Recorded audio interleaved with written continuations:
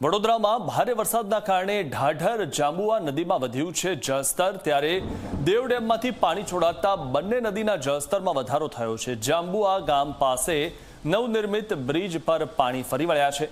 Bridge પરથી પાણી વહેતા હોવાથી રસ્તો બંધ કરવામાં આવ્યો। નદીમાં જળસ્તર વધતા નીચાણવાળા વિસ્તારોને એલર્ટ કરવામાં આવ્યા છે।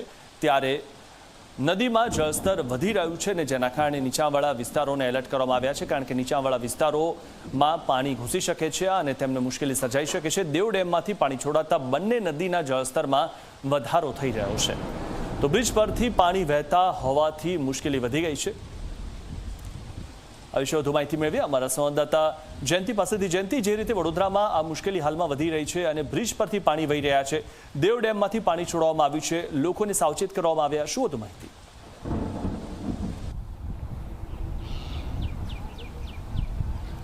બિલકુલ મિથુન, જે રીતે અત્યારે હાલમાં તો દેવ ડેમમાંથી જે પાણી છોડવામાં આવે છે જેને લઈને ઢાઢર અને જાંબવા નદીના જળસ્તર છે તેમાં સતત વધારો જોવા મળ્યો છે। મારી પાછળ આપ જોઈ રહ્યા છો કે આ જાંબવા બ્રિજ પાસેનો જે સમગ્ર વિસ્તાર છે, વિસ્તારમાં અત્યારે આ જોઈ રહ્યા છો કે જે રીતે બ્રિજ ઉપર પાણી જે છે તે સતત ફરી વળ્યા છે, જેને લઈને સાવચેતીના પગલાં રૂપે અત્યારે હાલમાં પાલિકા અને પોલીસ દ્વારા આ બ્રિજ જે છે તે આવડ જવડ માટે કહી શકાય કે બંધ કરી દેવામાં આવ્યો છે। મહત્વની વાત છે કે ઉપરવાસમાં ભારે વરસાદના કારણે દેવ ડેમમાંથી પાણી છોડવામાં આવ્યા હતા, જેના પગલે ઢાઢર અને જાંબવા નદીમાં પાણીનો પ્રવાહ જે છે તે અત્યારે વધ્યો છે। જાંબવા ગામ પાસે આ નવીન બ્રિજ જે છે તે પણ અત્યારે સાવચેતીના પગલે બંધ કરવામાં આવે છે। મહત્વની વાત છે કે જે રીતે પાણીમાં સતત વધારો જોવા મળ્યો છે અને મુખ્યત્વે વાત કરીએ તો વડોદરા શહેરની વિશ્વામિત્રી અને ઢાઢર નદીમાં સતત મગરોનો વસવાટ જે છે તે ખૂબ જ મોટા પ્રમાણમાં જોવા મળતો હોય છે, એટલે વિસ્તારમાં લોકોને સાવચેત રહેવા માટે પણ પોલીસ દ્વારા કહી શકાય કે તંત્ર દ્વારા અત્યારે અપીલ જે છે તે કરવામાં આવી છે। સતત પાણીનો પ્રવાહ વધી રહ્યો છે, જેને પગલે અત્યારે બેરિકેડ લગાવીને આ નવીન બ્રિજ જે છે તેમજ જે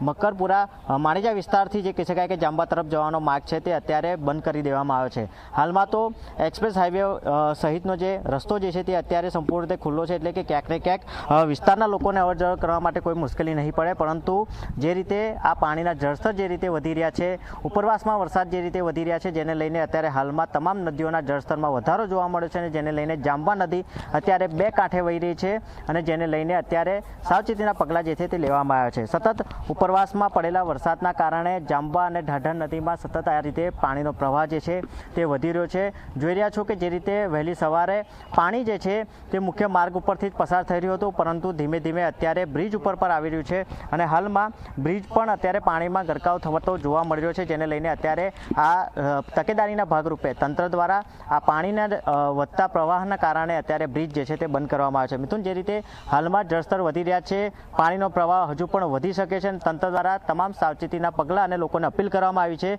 કે બ્રિજ પરથી પસાર ન થવું જોઈએ। જી, આભાર જયંતિ, માહિતી આપવા બદલ। તો દેવ ડેમમાંથી સતત પાણી છોડવામાં આવી રહ્યું છે, ઉપરવાસમાં વરસાદના કારણે પાણી આવી રહ્યું છે અને નવનિર્મિત બ્રિજ પર પાણી ફરી વળ્યા છે, તો નીચાણવાળા જે વિસ્તારો છે તેમને એલર્ટ કરવામાં આવ્યા।